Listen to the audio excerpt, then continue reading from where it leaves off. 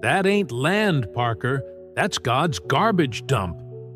Laughter erupted from inside the gleaming black F-350 as Russell Blackwood leaned out his window, watching his former ranch hand ankle-deep in murky water. 30 years you worked for me, and this is what you wanted as your retirement package? 2 acres of mosquito heaven? Should have taken the cash. Russell adjusted his custom Stetson, the kind that cost more than most men made in a month. Parker Williams wiped sweat from his weathered face, his boots sinking deeper into the muck with each step. We had a deal, Mr. Blackwood. My choice of payment. Stick around to see how a rich man's trash became a poor man's treasure. And if you believe that justice always wins in the end, please subscribe to the channel right now so you never miss a story.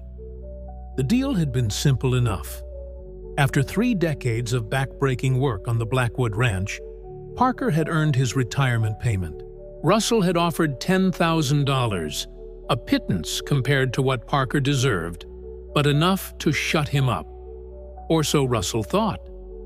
Instead, Parker had asked for this useless 2-acre parcel on the far edge of Blackwood's 12,000-acre empire.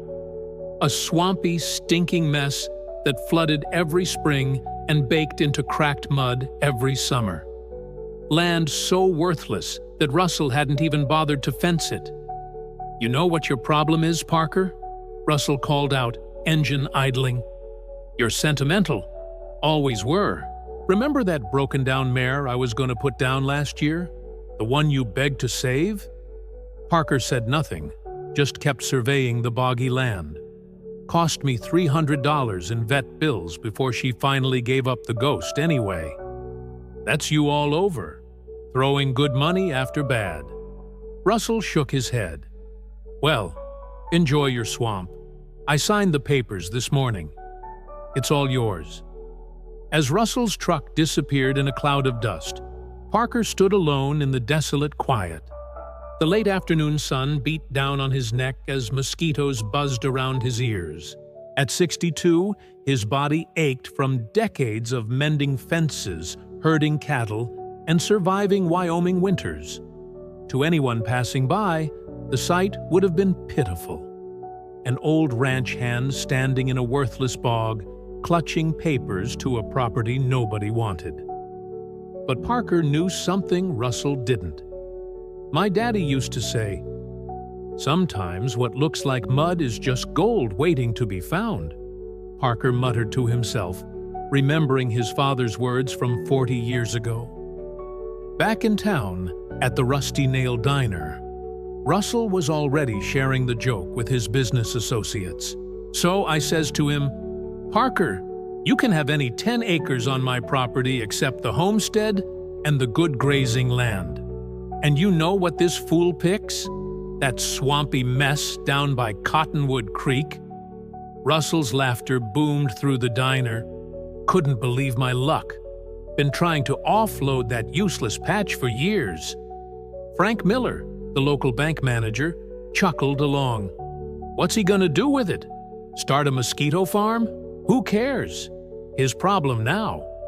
I was looking at property taxes on worthless land, and he's looking at, well, nothing but mud and misery. Before we continue, I have a tough question.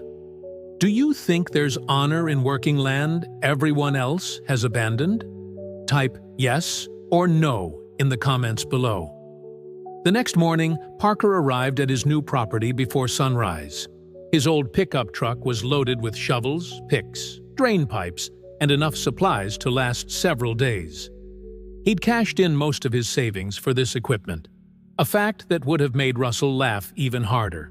His first order of business was setting up camp, a small tent, a portable stove, and a cooler full of sandwiches and water. By the time the sun crested the eastern hills, Parker was already digging. His plan was simple, but backbreaking.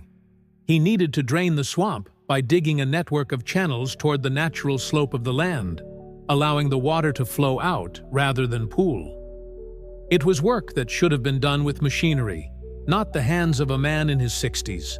By noon, his hands were blistered despite his gloves. By evening, his back spasmed with every movement. Yet he continued. Day 2 was worse. Every muscle screamed in protest as Parker forced himself out of his sleeping bag at dawn. "Morning, Parker," a voice called out. It was Ed Thompson, who owned the neighboring cattle operation. Ed's truck slowed as he passed by. "Russell's telling everyone you lost your mind. Said you traded your retirement for a mud puddle." Parker leaned on his shovel. "Maybe I did, Ed. Mind if I ask why? That land ain't good for nothing. Floods every year, won't grow decent grass. Hell, even the rattlesnakes avoid it."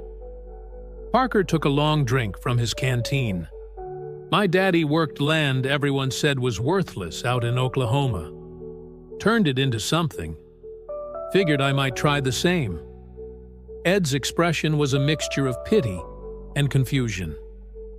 "Well, you always were stubborn, Parker. Good luck to you." He drove away, shaking his head. "While Parker works through the hot afternoon, I'd love to know who is keeping watch with us. Drop your name and what city or state you are watching from in the comments. I love seeing our family grow across the USA and the world." By the end of the first week, Parker had dug over 200 feet of drainage channels. The water level had begun to drop, revealing more of the dark soil beneath. His body had adjusted somewhat to the punishing routine, though each night he collapsed into exhausted sleep. Word spread quickly through the small town of Cottonwood Springs. Parker Williams, loyal foreman for the Blackwood Ranch for 3 decades, had lost his mind in his old age, taken worthless swampland instead of cash. Most folks drove by at some point, slowing to watch the old man dig. Some called out encouragement, others just stared. A few of the younger ranch hands from neighboring properties stopped by after their shifts, picking up shovels and helping for an hour or two before heading home. "You don't have to do this," Parker told a young cowboy who'd been helping 3 evenings in a row. "My grandpa always said you measure a man by who shows up to help him when there's nothing in it for them," the young man replied, driving his shovel into the muck. By the end of the second week, something unexpected happened. As the water drained away, the ground began to firm up. And in certain areas, when the sun hit just right, there was a strange glint in the mud. Parker noticed it first near what had been the deepest part of the swamp. Something reflecting sunlight. He thought it might be an old beer can or a piece of metal trash, but when he dug around it, his shovel struck something solid. Kneeling in the mud, Parker scraped away the silt with his hands. A yellow gleam caught his eye. Then another, and another. His heart nearly stopped. Gold. Not just flakes or dust, but actual nuggets embedded in the clay beneath the swamp. Parker sat back on his heels, mud soaking through his jeans, and stared at what he'd uncovered. This wasn't just a lucky find. The entire basin of the former swamp was laced with gold deposits that had been hidden beneath water and mud for generations. If you are rooting for Parker to prove everyone wrong, hit the like button and subscribe to the channel. Let's show the world that patience and hard work can reveal hidden treasures that others miss.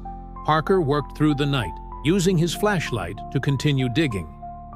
By morning, he had a coffee can half filled with gold nuggets, varying from the size of a pea to that of a walnut. He covered his find with a tarp and continued draining the swamp with renewed vigor. Each day revealed more of the precious metal. Parker was careful. He told no one. He simply continued his methodical work, draining and digging while the town continued to laugh behind his back. 3 weeks after he'd started, Russell Blackwood returned, this time with Frank Miller from the bank. "Well, I'll be damned," Russell said, surveying the transformation. "You actually managed to drain most of it." The swamp was now a series of mud flats with channels running through them. Parker's tent and small camp stood on the driest section. "What's the point, though?" Russell continued. "Still worthless for grazing. Too wet for building. You wasted your retirement on a fool's errand, Parker." Parker, who had seen their approach and carefully covered his most recent finds, simply nodded. "Maybe so, Mr. Blackwood, but it's my fool's errand." Frank Miller squinted at the land. "Actually, drained wetland can be quite fertile once it's had a chance to settle. Might make good cropland eventually." Russell waved dismissively. "In 10 years, maybe. Parker here doesn't have 10 years to wait for a return." After they left, Parker returned to his digging. The coffee can had been joined by 2 more. He estimated he had found nearly $40,000 in gold already, with much more still in the ground. That night, as Parker sat by his small fire, he heard the rumble of engines. Looking up, he saw headlights approaching, several vehicles coming down the dirt road to his property. For a moment, he feared someone had discovered his secret. Had they come to rob him, or worse? Instead, 6 trucks pulled up, carrying ranch hands from neighboring properties. Men Parker had worked alongside at rodeos and cattle drives over the decades. They climbed out, carrying shovels, picks, and a small bobcat excavator on a trailer. "Evening, Parker," said Joe Henderson, a foreman from the Triple R Ranch. "Boys and I figured you could use some help with this project of yours." Parker stared at the group of men. "I can't pay you." Joe laughed. "Nobody's asking for pay. Russell's been running his mouth all over town about how you threw away your retirement on this mud pit. Figure there's more to the story than that." "And even if there ain't," added another man, "you helped every one of us at some point. Time to return the favor." Parker felt a lump in his throat. "I appreciate it, boys. More than I can say." For the next 2 days, the crew worked alongside Parker, dramatically accelerating the drainage process. Parker was careful to keep them away from the areas where he'd found gold, claiming they were still too unstable to work safely. By the time they left, the transformation was remarkable. What had once been an impassable swamp was now a network of dry pathways and drainage channels. "Whatever you're planning for this place," Joe said as they loaded up their equipment, "we're happy to help again. Just holler." Parker thanked them, genuinely moved by their support. That night, alone again, he uncovered his stash of gold nuggets. In the firelight, they gleamed with promise. At current prices, he'd already recovered more than $50,000 worth, 5 times what Russell had offered him for retirement. And he'd only explored a small portion of the property. The following week, Parker made a trip to Cheyenne to meet with a gold dealer he'd researched carefully. He brought only a fraction of his find. Enough to be significant, but not enough to raise too many questions. The dealer, a woman with sharp eyes and 20 years in the business, examined the nuggets carefully. She nodded, asking no more questions. "I can offer you $38,000 for what you've brought today." When Parker returned to Cottonwood Springs, he was surprised to see Russell Blackwood's truck parked outside the county records office. Through the window, he could see Russell in animated conversation with the clerk, gesturing at some papers. A cold feeling settled in Parker's stomach. Had Russell somehow discovered the gold? Was he trying to find a loophole in their contract? Parker waited until Russell left, then entered the office himself. Betty rolled her eyes. "Asking about mineral rights on property transfers. Seems mighty interested in that parcel he sold you." Parker's heart raced. "And what did you tell him?" "That he should have read the contract before he signed it," Betty said with a smile. "Standard contract in Wyoming. Surface rights and mineral rights transfer together unless specifically excluded. And your contract had no exclusions." Parker felt a wave of relief. "I appreciate the information, Betty. "Something valuable on that swampland, Parker?" she asked, eyebrows raised. Parker shrugged. "Just don't want any misunderstandings with my former boss." That evening, as Parker sat by his fire, Russell's truck came roaring down the dirt road, skidding to a stop in a cloud of dust. Russell stormed toward Parker, his face red with anger. "You knew, didn't you? You knew what was under that swamp." Parker stood slowly, keeping the fire between them. "Evening, Mr. Blackwood." "Don't you, Mr. Blackwood, me! You tricked me!" Russell was practically shouting. "All these years, I thought you were just a simple ranch hand, and you were playing me for a fool." "Nobody played anybody," Parker said calmly. "You offered me my choice of payment. I chose this land." Parker looked Russell directly in the eye. "Did you ever ask yourself why I wanted this particular piece of land? Did you ever wonder? Even once?" Russell faltered slightly. "What are you talking about? 30 years I worked for you. 30 years of dawn to dusk, 6 days a week. My father was a geologist before he became a rancher," Parker continued. "Taught me how to read the land, how water moves, how sediment settles. 30 years ago, when I first started working for you, I recognized what this swamp might be hiding." "Then why wait 30 years to claim it?" Russell demanded. "Because I gave you my word I'd work 30 years. Because a man's word still means something to some of us." Russell's face contorted with conflicting emotions: anger, disbelief, and dawning understanding. "It's not your land anymore," Parker said simply. "And I'm not interested in being rich. Just comfortable in my old age. Something your $10,000 wouldn't have provided after a lifetime of service." Russell stood silently for a long moment. Then, without another word, he turned and walked back to his truck. The engine roared to life, and he drove away, leaving Parker alone with his gold-laden mud flats. Over the next 6 months, Parker worked methodically, recovering gold nuggets worth nearly $500,000. He was careful with his newfound wealth, investing most of it, living simply, and anonymously donating to the local school and medical clinic. Russell Blackwood avoided him entirely. Word around town was that Russell had tried to find legal means to invalidate the land sale, but had been told by multiple lawyers that he had no case. 1 year after Parker had begun draining his swamp, he had built a modest but comfortable home on the highest part of his property. The rest of the land was now fully drained and beginning to grow native grasses. The gold extraction continued quietly, known only to Parker and the out-of-state buyers he dealt with. As for Russell Blackwood, his reputation in the community had suffered. The story of how he had cheated his loyal foreman out of a proper retirement, only to accidentally give away a gold mine, became a cautionary tale told in the Rusty Nail Diner and around campfires throughout the county.